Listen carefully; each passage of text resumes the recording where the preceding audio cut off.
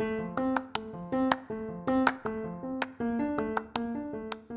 you have ever thought about starting your own podcast, you should check out Riverside. Riverside is an online recording studio that lets you record podcasts and video in studio quality from anywhere. And if you click on the affiliated link in the episode description and you buy a subscription, you will also be supporting the podcast. And if you're going to start your own podcast or you just want to continue to listen to great podcasts, you need headphones or speakers. If you click on the Amazon affiliated link, you can get great deals on headphones and speakers. And if you make a purchase, it will also help support the podcast. Both links will be in the episode description if you are interested.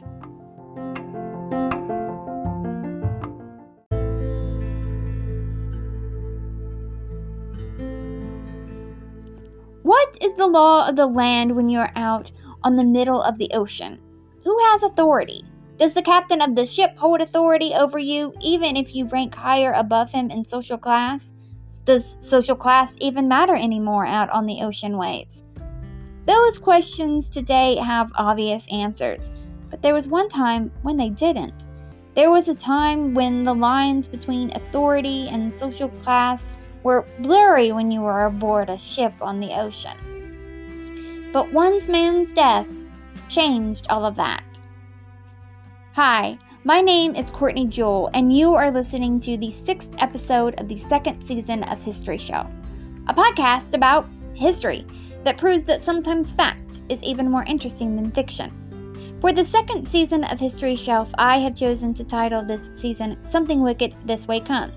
You may know that comes from the William Shakespeare play Macbeth. I am going to be talking each week about someone from history that was accused of witchcraft. But as we go along, you will find that the wicked I am referring to were not the ones that were accused, but rather the accusers. You will find that those accused were not obviously actually witches, but victims of people that were out for revenge and personal gain, and those caught up in the hysteria of it all. And for this week, I am talking about Thomas Doughty.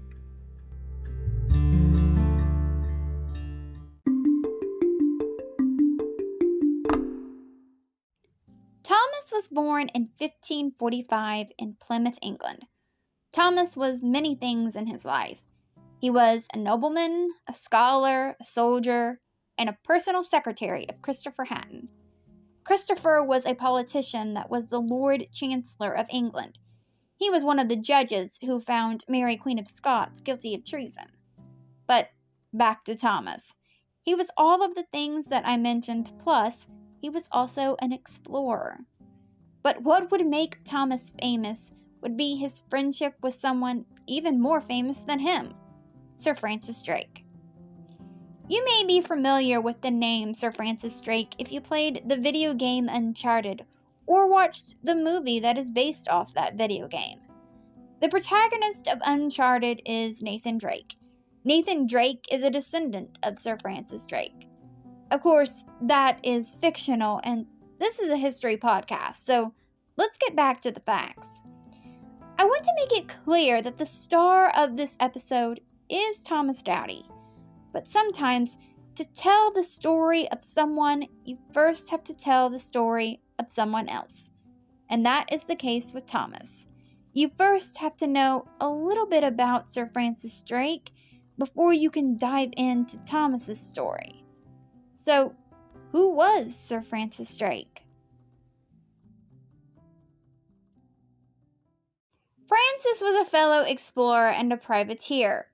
He is famous for his circumnavigation of the world in a single expedition from 1577 to 1580. Thomas met and befriended Francis in Ireland when they were in the military together. Francis wasn't a nobleman like Thomas was. Francis came from more humble beginnings. He was the son of a farmer, but he would be knighted by someone that I have already covered on this podcast, and that someone was Queen Elizabeth I. You can learn more about her by listening to the episode I did on her, if you haven't already. When Francis set sail in 1577, he interfered with the Spanish treasure fleet in the New World. It is possible, though it is not certain, that he did this with Elizabeth's full knowledge and approval. England and Spain had been feuding and would continue to feud for years. If you want to learn more about this, again, listen to the episode I did on Queen Elizabeth I. So it is possible that Elizabeth sent Francis on a mission to basically fuck with Spain. But no official writing of the mission has survived, so Elizabeth's involvement is uncertain. Thomas and Francis didn't set sail alone. Vice Admiral Sir John Winter, who was a fellow explorer and a naval officer in the English Navy Royal, joined Thomas and Francis on their mission. These three men were equally responsible for the voyage, but Francis must have thought that he was more suited for the role of leader than Thomas and John were, because he quickly assumed the role of commander of the expedition. Francis assuming the role of commander caused the tension between Thomas and Francis to run high. Thomas was a nobleman, and Francis was just the son of a farmer. Thomas could be friends with Francis, but to be under the command of someone like Francis Drake, to Thomas, that was beneath him. But Thomas took it on the chin, at least for a little while. The men had a captured Portuguese ship named the Santa Maria. It was renamed the Mary. The situation between Thomas and Francis was already tense, and it didn't help the matter when Francis's brother Thomas Drake was caught stealing cargo from the Mary, and Thomas Doughty was the one that caught him. Francis then took command of the Mary while Thomas Doughty was reassigned to command his flagship, the Pelican. Hostility grew as the men made their way across the Atlantic. Thomas and Francis's relationship was less than friendly at this point. Francis demoted Thomas again to take command of a tiny vessel called the Swan. This was far too much for Thomas to take. He could no longer grin and bear it. Thomas began to openly voice his complaints about Francis.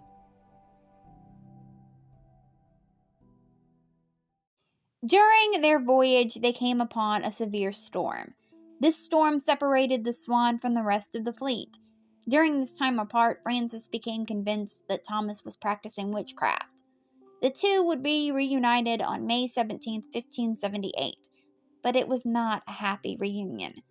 Thomas and Francis fought. Francis hit Thomas and ordered him to be tied to the mast. By June 3, 1578, not only had Thomas been put under house arrest, and all of the sailors were forbidden from interacting with him, but Thomas's brother John Doughty was also under house arrest, and the sailors couldn't interact with him either.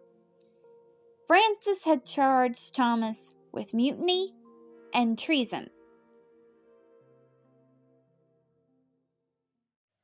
There's more than one account of what happened next.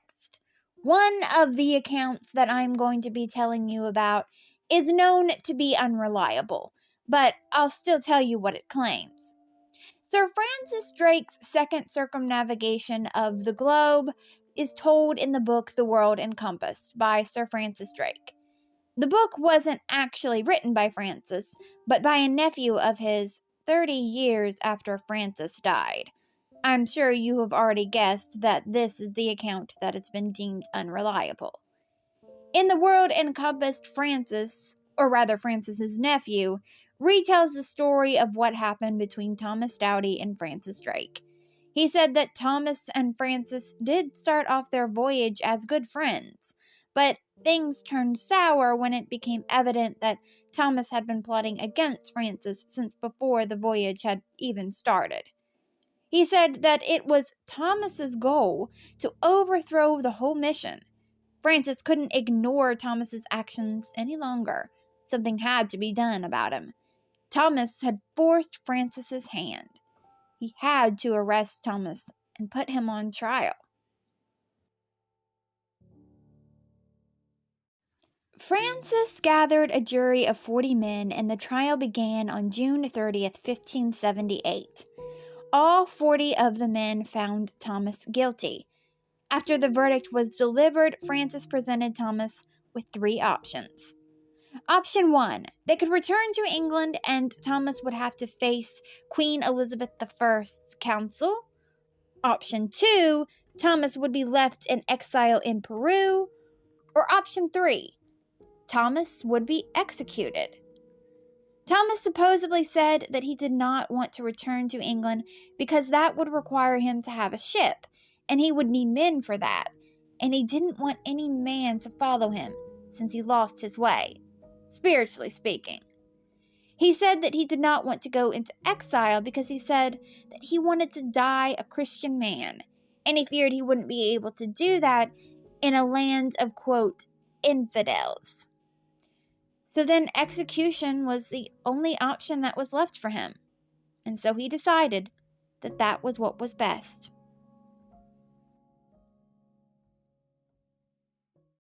Thomas requested to die a gentleman's death, and before his death he wished to take communion. Francis granted Thomas's wish. They celebrated communion the next day with the pastor of the fleet, Francis Fletcher. Then both Thomas Doughty and Francis Drake dined together, and they dined and they acted like they were great friends. It was as if they had never had a falling out. It was as if Thomas wasn't about to be executed, but he was. After they dined and drank to each other, Thomas then knelt down to die. His final words were to his executioner, quote, "Do this office not to fear nor spare," end quote. And on July 2nd, 1578, at the age of either 32 or 33, in Porto San Julian, Argentina, Thomas was beheaded.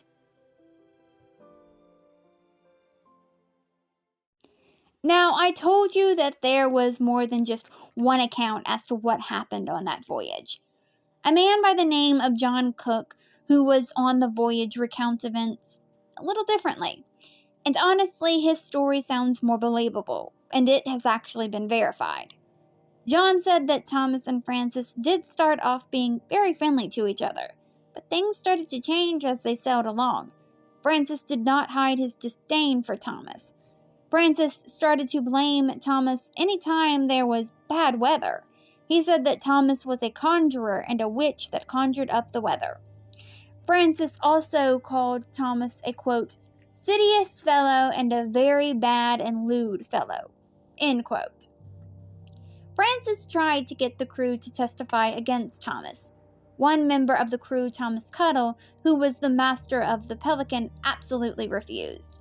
He got angry and jumped overboard and threatened to maroon himself instead of lying against Thomas Doughty. When Thomas's trial came around, Thomas never admitted that he had actually done any wrongdoing. In fact, he actually kept professing his innocence. A lawyer and Thomas's friend, Leonard Vickery, came to his defense. Francis just dismissed Leonard by calling him, quote, crafty. John Cook claimed that before Thomas's trial started, Francis promised the jury that Thomas would not be executed if he was found guilty. He clearly went back on his word after the trial was over. After the verdict was handed down, John Cook said that Thomas was the one that requested his punishment be exiled to Peru. But Francis said that he could not allow that. John Winter stepped in and tried to save the life of Thomas. He said that he would hold Thomas on his ship named the Elizabeth. Francis said if they did that, they would have to return home without finishing their voyage. That meant that they would lose money. They would not get the treasure from the Spanish, which meant that the crewmen's pay would either be reduced or they would get nothing at all. Of course, the crewmen did not agree to this. John Cook said that they yelled, quote, "God forbid, good general," end quote. There was nothing John Winter could do to save Thomas. So, what was the reason for Thomas's demise? What turned friends into enemies? It has been said that Thomas didn't like Francis taking control of the voyage, but was that really enough to cause his friendship with him to go south? And what caused Francis to be so angry with Thomas that he would accuse him of witchcraft and put him on trial for mutiny and treason, and then have a man he once called friend executed? Well, we don't have a clear answer, but it hasn't stopped people from speculating over the years about what caused the rift between the two men. Both John Cook and Francis Fletcher said that shit started to really hit the fan when Francis's brother was caught stealing cargo. But could that alone cause things to turn so badly? Francis's family claimed that Thomas had had an affair with Francis's wife Mary, and Thomas let that fact slip out after he had had a few too many drinks. There was even a rumor that is quite certainly false, that Francis Drake had actually been hired as a hitman to kill Thomas. The rumor goes that Francis had been hired by Robert Dudley. Robert Dudley was the first Earl of Leicester and was Queen Elizabeth I's suitor favorite and is believed to be the love of her life. Robert apparently wanted Thomas dead because Thomas could incriminate him in the alleged murder of the first Earl of Essex, Walter Devereux. Another possible reason for Thomas's execution was Thomas was a spy.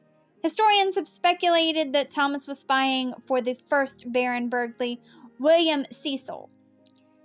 William was the chief advisor of Queen Elizabeth I and was a strong supporter of not causing trouble with Spain. Thomas himself admitted that he had revealed to William the true reason behind their voyage.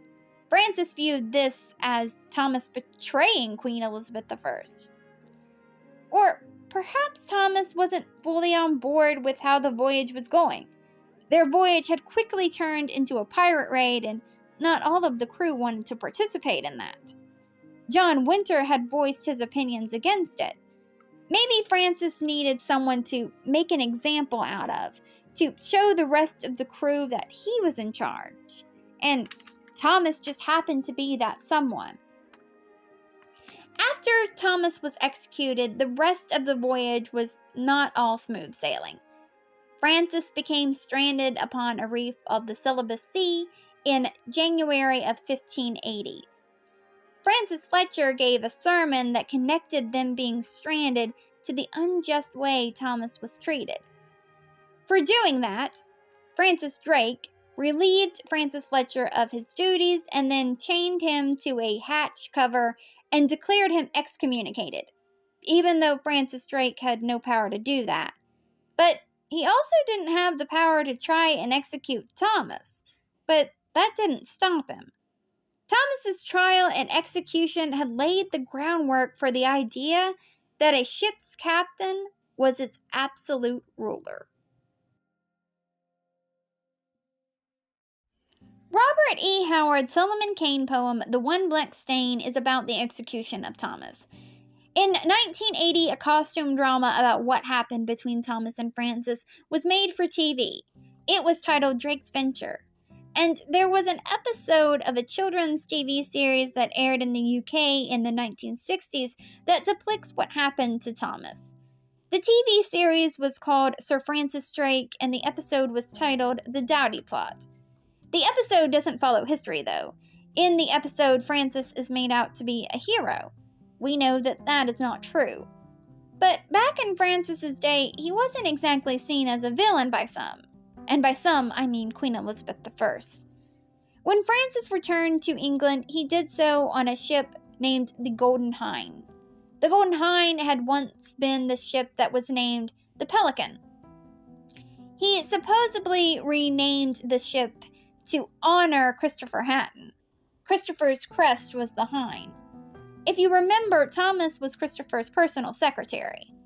When the Golden Hind reached the Plymouth Harbor, aboard it was one of the greatest pirate treasures of all time. There was more money than England had collected in taxes for a whole year. Queen Elizabeth I got £100,000, a diamond cross, and an emerald crown. The investors of the expedition received a return of 4,700%, and Francis now found himself a millionaire. He also was knighted by Queen Elizabeth I while he was aboard the Golden Hind. While everyone was enjoying their new riches, no one was bringing up what happened with Thomas. Well, no one but his brother John. John wanted justice for his brother. He wanted to see Francis punished for the murder of Thomas. Since the execution happened outside of the country, a special court needed to be appointed. And Queen Elizabeth I wasn't going to appoint a special court to try the man that had just brought her an extreme amount of riches. John refused to let go, though. He became a nuisance, and he was jailed in the Marshalsea prison. John sat in prison for a year. He petitioned for him to either be charged with something or to be let go. On the manuscript, someone wrote, "Not to be released." The fate of John is just like the reason behind his brother's execution. It is unknown. And that was the life of Thomas Doughty. Thank you so much for listening to the 6th episode of the 2nd season of History Shelf. There are 15 episodes planned for this season. Next week's episode is going to be about Ursula Kemp. I hope you come back for that. A few things before I go. If you want to follow this podcast on social media, the Twitter is at HistoryShelfPod. The Instagram is at History_Shelf_pod. The Facebook page is History Shelf Podcast. And now this podcast is on TikTok. So if you are on TikTok, come follow History Shelf. If you want to help out this podcast financially, you can do that a few ways. You can buy merch from the History Shelf merch store. I will leave a link to the merch store in the episode description for this episode. You can become a Patreon. This podcast is always going to be free, but there are some perks that come along with becoming a Patreon. The first tier is called History Student, and that is $1 a month, and with that, I will send you out a thank you tweet. The second tier is called History Student, and that is $3 a month, and with that, you get the first tier, plus you get to vote in a poll that helps me choose the theme for the next season of this podcast. The third tier is called History Buff. That is $20 a month. With that, you get the first 2 tiers, plus you will get a handwritten note of thanks mailed to you from me.